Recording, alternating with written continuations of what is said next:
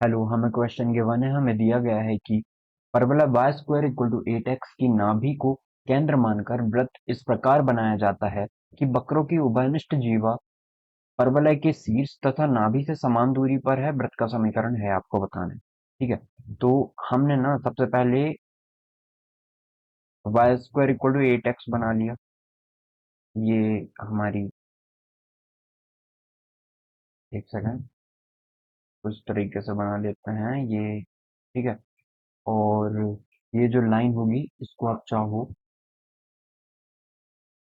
तो ये बन जाएगी, एक सेकंड, ये समझ जाइए यहाँ पे कट कर रहा है। ठीक है, ये यहाँ पे कट कर रहा है इस तरीके से। यहाँ इसका शीर्ष हो गया, मतलब ये वाला पॉइंट ये टच करते हुए जा रहा है, ऐसे मान लेते हैं। अब हमें बोला गया है कि ये Y square equal to 8x है, और ये हम मानते हैं कि इसका एक्सेस हो गया। यहाँ पे यहाँ कहीं फोकस ला कर रहा होगा। सॉरी। अब फोकस एक इक्वल होता है, इसका मतलब यदि ये Y square equal to 8x है, Y square equal to 8x है, इसे कंपैरिजन करें वाई स्क्वायर इक्वल टू में 4ax के साथ, तो 4a की वैल्यू 8 हो जाएगी, या a की वैल्यू आपकी 2 आ जाएगी। ठीक है, a की वैल्यू 2 आ गई, मतलब यहाँ से यहाँ तक डिस्टेंस 2 है, और ये 2,0 होगा। ठीक है, अब हमें बोला है कि इसके नाभि को केंद्र मानकर एक वृत्त इस प्रकार बनाया जाता है। तो इसको केंद्र मान के हम एक वृत्त बना लेते हैं कि वो कुछ इस तरीके से बन जाएगा। ठीक है, वो कुछ इस तरीके से बन जाएगा, और इनकी जो कॉमन कॉर्ड होगी, कॉमन कॉर्ड मतलब हम इसे मान लेते हैं, ये और ये कॉमन कॉर्ड हो जाएगी।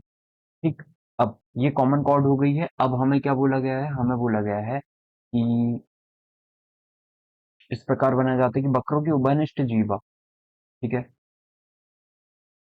परवलय के शीर्ष तथा नाभि से समान दूरी पर,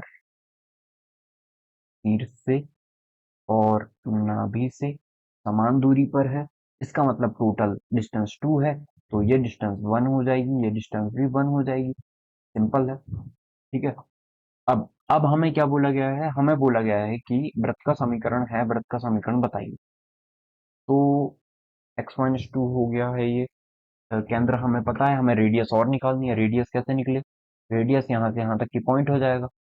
ठीक है, अब हमें पता है कि ये परपेंडिकुलर हमने लाइन ड्रॉ की हुई है, परपेंडिकुलर लाइन ड्रॉ की है ना हमने यहाँ पे। सॉरी। तो ये जो पॉइंट होगा इसका जस्ट एक्स एक्स तो सेम ही रहने वाला है, और यहाँ से यहाँ तक 1 होगा जरूर से, क्योंकि यहाँ से यहाँ तक 2 है। तो ये वाला जो पॉइंट होगा वो 1,0 हो जाएगा, और इस लाइन पे जो भी पॉइंट होगा वो 1 होगा एक्स का। तो ये हमारा 1 हो जाएगा। वाई हमें पता नहीं है, तो वाई के लिए वाई 1 मान लेते हैं इसे, और ये वाला पॉइंट भी हमारा 1 हो जाएगा, और वाई हम निकालना चाहें तो ये -y1 हो जाएगा, क्योंकि सेम लाइन पे है, और वाई इस तरफ नेगेटिव हो जाता है, इसलिए नेगेटिव। अब एक काम करते हैं, 1 ही रख देते हैं, तो y की वैल्यू आ जाएगी। 1 रखें तो वाई स्क्वायर इक्वल टू में 8 हो जाएगा, या y की वैल्यू कितनी आ जाएगी, प्लस माइनस में √8, या इसे 2√2 भी लिखा जा सकता है। ये प्लस माइनस में आ गई, मतलब ये हो गया हमारा 1 2√2, और ये हो गया है 1 -2√। ठीक है, अब यदि हम देखें कि हमें ना रेडियस बतानी है, रेडियस बतानी, तो आप तो एक डिस्टेंस फार्मूला यूज करके निकाल सकते हो, यदि आपको निकालना है तो, या फिर ऐसे निकाल सकते हो, ये 1 है आपका, यहाँ से यहाँ तक 1 है, y आपका कितना है, 2√2 है। ठीक है, ये निकालना है आपको, तो निकाल लेते हैं बाय पाइथागोरस थ्योरम का यूज करके, या फिर जैसे निकालना चाहो, बात वही है आपकी। ठीक है, तो 1 का स्क्वायर 1 हो जाएगा, प्लस 2√2 का स्क्वायर करेंगे 8 आ जाएगा, 8 प्लस 1 9 आ गया, तो मतलब ये 3 निकल चुका है। ठीक है, अब 3 निकल गया तो रेडियस 3 आ गई है, 8 प्लस 1 9, और रेडियस आर स्क्वायर 9 के इक्वल आया होगा, आर आ जाएगा 3। प्लस माइनस 3 क्यों नहीं ले रहे, क्योंकि कभी भी डिस्टेंस प्लस माइनस माइनस में नहीं होती, तो प्लस में कंसिडर करेंगे, तो आर 3 आ गया है। तो अब इसको सॉल्व करें हम, तो सेंटर है इसका x-h plus y-k whole square, इसका भी होल स्क्वायर इक्वल टू में आर स्क्वायर, इस फॉर्मूले से निकाल लेते हैं। तो x माइनस एच कितना है, 2 है, जहां पे h के क्या होते हैं, सेंटर होते हैं। ठीक है, y माइनस के कितना है, ये 0 है, इक्वल टू में आर कितना है, 3 है, तो 3 का square 9।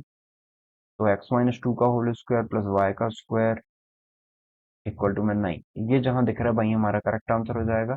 Option number 2 is the correct answer. I hope आपको समझ में आया होगा कि हमने इस क्वेश्चन को कैसे सॉल्व किया है। Thank you.